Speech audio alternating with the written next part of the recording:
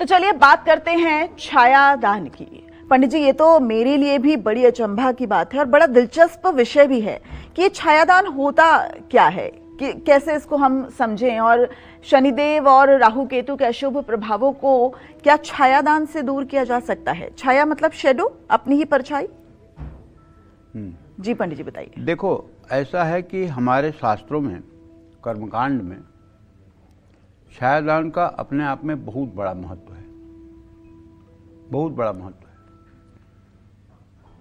पहले जब हम गांव में रहते थे और कभी किसी के यहाँ मूल शांति की पूजा कराने जाते थे, तो मूल शांति पद्धति में, किताब में, मूल शांति की जो किताब होती है उसमें लिखा हुआ है कि जब मूल का मंत्र का जप हो जाए और लड़के के पिता को 27 छिद्र वाले बर्तन से स्नान करवाया जाए, उसमें सभी औषधियाँ डाली जाए, लज्जावंती, कूट, खरेटी, कांगनी, नागर, मोथा, सरपुंखा, ये सब पीली सरसों डाली जाए और 27 कुओं का जल इकट्ठा करके स्नान कराया जाए। 7 जगह की मिट्टी लाई जाए, राजद्वार की मिट्टी, घुड़साले की मिट्टी, गौशाला की मिट्टी, गजशाला की मिट्टी, हाँ, तो ऐसे 7 जगह की मिट्टियाँ लाई जाएं और उससे मूल शांति कराई जाए। मूल शांति के अंत में कांसे के कटोरे में गाय का घी भर कर और उसमें बच्चे की परछाई पहले पिता देखता है, फिर माता देखती है, फिर इसके बाद एक नए आईने में बच्चे का चेहरा पिता देखता है, फिर माता देखती है, और फिर वो आईना और वो कांसे का कटोरा घी से भरा हुआ ज़रूरतमंद को दान दे दिया जाता था। उस समय तो गांव में हम लोगों के यहाँ जो मतलब कि रहते थे नाई, वही लोग ले लेते थे, बड़े प्रसन्नता से ले लेते थे। अब की बात नहीं कह सकता हूँ, ये 50 साल पहले की बात कह रहा हूँ। अब क्या हो रहा है अब मुझे खुद भी नहीं पता है इस बात का। तो उसके बाद में बच्चे को एक लाल रंग की शॉल में, ऊनी शाल में लपेट करके और गाय के पास जाया जाता था। गाय को रोटी खिलाई जाती थी और कहा जाता था कि गाय के नथुने से जो हवा निकलेगी, बच्चे के स्पर्श करेगी, उससे मूल शांत हो जाएगा, उससे मूल का दोष समाप्त हो जाएगा। अच्छा, ठीक है। तो ऐसा हम लोग मतलब कि बचपन से देखते आ रहे हैं छायादान। तो जैसे मूल शांति में छायादान का विधान है, ये मूल शांति पद्धति में लिखा हुआ है। चाहे आप जितना मंत्र जप करवा लीजिए, चाहे जितना आप पूजा पाठ करवा लीजिए, चाहे जितना हवन करवा लीजिए, लेकिन अगर आपने छायादान नहीं किया है और गौ का स्पर्श नहीं करवाया है तो फिर आपका ये मतलब कि जो है अनुष्ठान अधूरा है, ये अनुष्ठान अधूरा है। और एक बात दिव्या मैं तुम्हें बताना चाहूँगा, गाय जो है इस कलयुग में भी साक्षात देवता है और सब में मिलावट है। ब्राह्मणों में मिलावट है, मंत्र में मिलावट है, काला तिल मिलावटी है, गाय का घी मिलावटी है, शहद मिलावटी है, लेकिन गैया मैया अभी पवित्र है, इनमें कोई संदेह नहीं। और एक बात बड़ी विनम्रता से कहना चाहूँगा, यद्यपि मैं भी ब्राह्मण हूँ और ब्राह्मणों के बारे में बात कह रहा हूँ, और मैं आशा करता हूँ कि ब्राह्मण देव लोग मुझसे नाराज ना हो ये बात सुन करके। ब्राह्मण जानती हो भगवान को किस नंबर पे रखते हैं?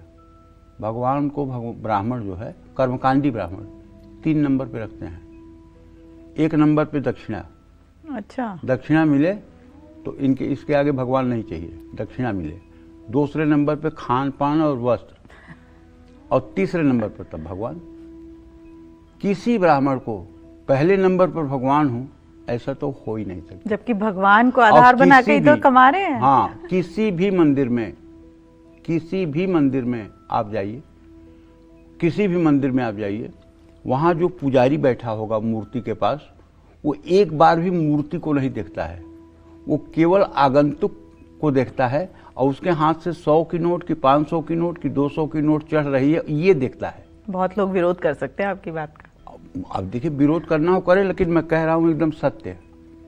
अगर मैं गारंटी के साथ कहता हूँ कि एक दिन 12 घंटे भगवान की तरफ देख लें तो जिंदगी भर कभी लक्ष्मी की तरफ देखने की जरूरत नहीं पड़ेगी, लक्ष्मी आपके पीछे रहेगी। अब जैसे मैं कई ज्योतिर्लिंगों में गया तो मैंने कुछ अपने श्रद्धा से दान पेटी में डाल दिया और वहाँ एक थाली रखी रहती है उसमें डाल दिया, तो अब वो पुजारी जी हमसे क्या कहते हैं, ये तो आपने मंदिर के लिए दिया है, ब्राह्मण के लिए। अब वो थाली में तो दिया, तो अब ब्राह्मण के लिए, तो भाई ठीक है, नाराज आप न हो, आपको भी कुछ देना बनता है। तो मतलब भगवान से न मांग करके मनुष्य से मांगने में लोग बड़प्पन समझते हैं, जबकि मांगना चाहिए भगवान से। कबीरदास जी कहते हैं, कबीरा सब जग निर्धना, धनवंता नहीं कोई, धनवंता सोई जानिए, जाके राम नाम ही होय। जब तक राम नाम नहीं है ही में, तब तक वो धनवंता नहीं है। पूरा संसार निर्धन है, पूरा संसार निर्धना। आज छायादान पे कार्यक्रम करने का मकसद हमारे ये है कि मैंने शनि के मंत्रों का जप, पीपल की परिक्रमा और शनिदेव के उपाय के विविध आयामों पे चर्चा की है, लेकिन छायादान पर कभी चर्चा नहीं की है। और जबकि छायादान शनिदेव की शांति का एक अभिन्न अंग है, इसलिए मेरा मन हुआ कि आज छायादान पर भी बात करना चाहिए। छायादान का अर्थ है कि तेल से भरे एक बर्तन में अपनी परछाई देख करके आप दान करें। छायादान शनिदेव को प्रसन्न करने के लिए किया जाता है। शनि की अशुभ दशा चल रही है, ढैया, साढ़े साती या महादशा है, तो छायादान करने से लाभ मिलता है। छायादान करने से अग्नि, जल और वाहन से होने वाली दुर्घटनाएं टल जाती हैं। आप पर राहु या केतु का अशुभ प्रभाव डाल रहे हैं तो भी छायादान करने से राहत मिलती है। राहु से कष्ट है तो छायादान के साथ भगवान शिव का अभिषेक करें।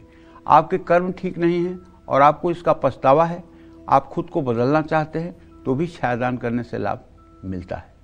आर्थिक स्थिति खराब है तो भी छायादान करने से फायदा होगा।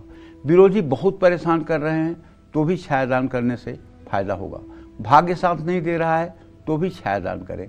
शनिवार को छायादान करने से बहुत शुभ फल मिलता है।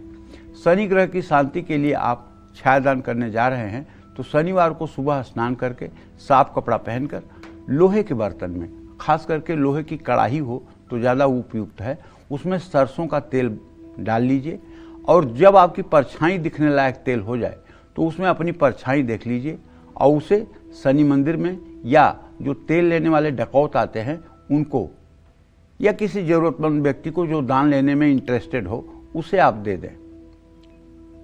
आप जानते हैं ये उपाय अगर आप 7 बार कर लें तो चाहे शनि की साढ़े साती हो, चाहे महादशा हो और चाहे अंतरदशा हो और चाहे शनि का मार्केश की दशा चल रही हो और चाहे शनि महादशा में बहुत ज़्यादा राहु या मंगल जैसे ग्रहों के साथ युति बना रहा हो, उसका कुप्रभाव आपके जीवन पर से समाप्त होगा। बहुत हल्का फुल्का कष्ट आपको मिलेगा लेकिन कोई बड़ी परेशानी आपके जीवन में नहीं होगी। तो ऐसे में हमारे शास्त्रों में शनिदेव को प्रसन्न करने के लिए छायादान का विधान है। छाया का अर्थ होता है परछाई। शनिदेव के लिए छायादान करने के लिए लोहे के बर्तन का इस्तेमाल किया जाता है, ये ध्यान रखिएगा। शनि को अगर छायादान शनि के लिए करना है तो लोहे की कढ़ाई में या लोहे के पात्र में, अगर लोहे का पात्र आपको नहीं मिलता, लोहे की कढ़ाई नहीं मिलती, तो स्टील के बड़े कटोरे में भी आप सरसों का तेल भरकर उसमें अपनी परछाई देख करके उसे भी दान कर सकते हैं, क्योंकि अंत में लोहा ही है वो स्टील, उस पर पॉलिश किया गया है तो लोहा ही, तो उसमें भी आप दान कर सकते हैं। आज के समय और परिस्थिति के अनुसार अगर लोहे की कढ़ाई नहीं मिलती है तो स्टील के कटोरे में भी आप दान कर सकते हैं और निश्चित रूप से इसका प्रभाव मिलेगा। लेकिन ये 7 शनिवार आपको मन लगाकर करना होगा। 7 शनिवार अगर आप करेंगे तो शनि के दुष्प्रभाव से आप मुक्त हो जाएंगे। जैसे इस समय सिंह राशि वाले, धनु राशि वाले, कुंभ, मीन और मेष राशि वाले कुछ परेशान हैं। सब लोग तो नहीं परेशान हैं लेकिन कुछ लोग परेशान हैं।